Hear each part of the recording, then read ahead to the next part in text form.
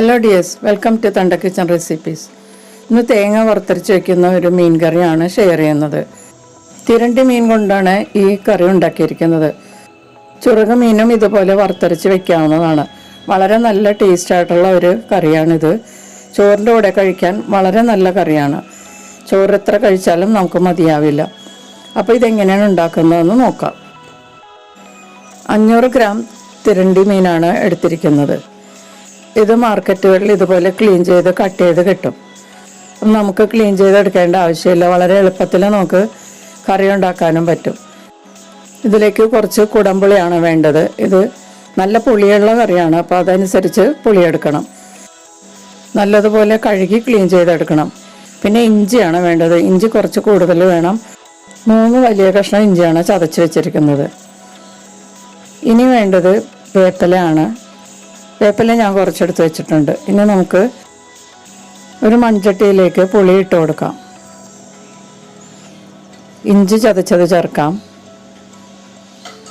വേപ്പില ചേർത്ത് കൊടുക്കാം. വേപ്പില തണ്ടോടുകൂടി തന്നെ ചേർക്കാം.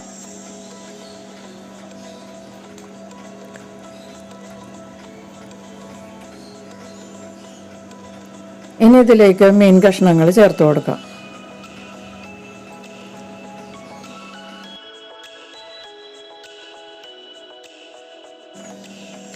കാൽ ടീസ്പൂൺ മഞ്ഞൾപ്പൊടി ചേർത്ത് കൊടുക്കാം. കറിക്ക് ആവശ്യമുള്ള ഉപ്പ് ഇപ്പോൾ ചേർക്കാം. ഞാൻ 1.5 ടീസ്പൂൺ ഉപ്പ് ചേർത്തിട്ടുണ്ട്. ഇതിലേക്ക് 2 കപ്പ് വെള്ളം ചേർത്ത് കൊടുക്കാം. ഒന്ന് മിക്സ് ചെയ്യാം.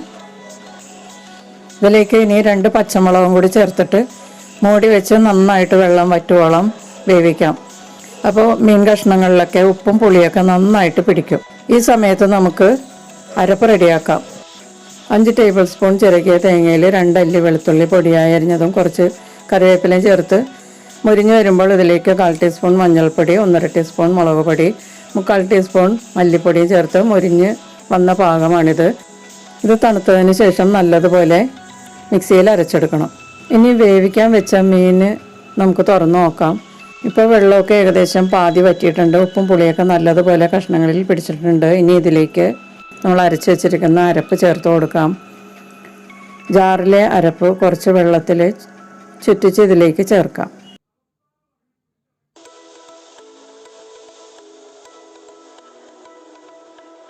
നല്ലതുപോലെ ഒന്ന് മിക്സ് ചെയ്ത് കൊടുക്കാം. മീൻ കഷ്ണങ്ങൾ പൊടിയാതെ നോക്കണം.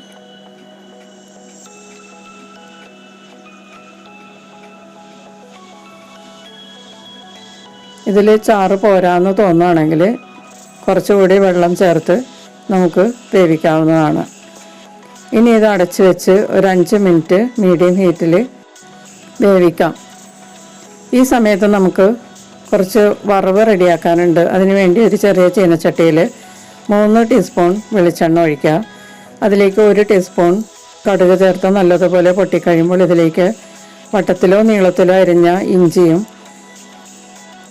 ചെറുള്ളിയും ചേർത്ത് നല്ലതുപോലെ മൂപ്പിച്ചെടുക്കാം. ചെറുള്ളിയൊക്കെ നല്ലതുപോലെ നിറം മാറി തുടങ്ങുന്നത് വരെ ഫ്രൈ ചെയ്യുക. മുരിഞ്ഞ് തുടങ്ങുമ്പോൾ ഇതിലേക്ക് വറ്റൽമുളക് ചേർത്ത് കൊടുക്കാം. വറ്റൽമുളകും ഒന്ന് മൂത്ത് കഴിയുമ്പോൾ കുറച്ച് കറിവേപ്പില ചേർത്ത് ഒന്ന് വഴറ്റിയതിന് ശേഷം മാറ്റി വയ്ക്കാം.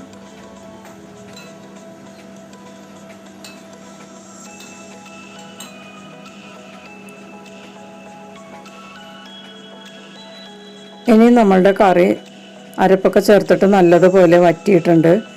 എണ്ണയൊക്കെ തെളിഞ്ഞിട്ടുണ്ട്. ചാറൊക്കെ നല്ലതുപോലെ തിക്കായിട്ടുണ്ട്. ഈ മൺചട്ടി ആയതുകൊണ്ട് ഇതിൽ കുറച്ച് നേരം ഇരിക്കുമ്പോൾ ഇതിലും കുറച്ചുകൂടി തിക്കാകും.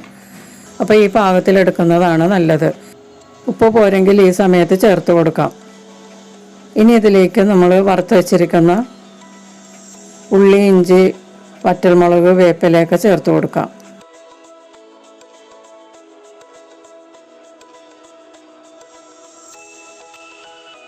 വറവ് ചേർത്തതിന് ശേഷം ഉടനെ തന്നെ മിക്സ് ചെയ്യരുത്. ഇത് കവർ ചെയ്ത് ഒരു 10-15 മിനിറ്റ് റെസ്റ്റ് ചെയ്തതിന് ശേഷമാണ് ഉപയോഗിക്കേണ്ടത്. ഇനി സ്റ്റവ് ഓഫ് ചെയ്ത് മൂടി വെച്ച് നമുക്ക് 15 മിനിറ്റെങ്കിലും റെസ്റ്റ് ചെയ്തിട്ട് ഉപയോഗിക്കാം. നല്ലതുപോലെ തണുത്തതിന് ശേഷം ഉപയോഗിക്കുന്നതാണ് കൂടുതൽ ടേസ്റ്റ്. നല്ല രുചിയും മണവുമുള്ളൊരു മീൻകറിയാണിത്.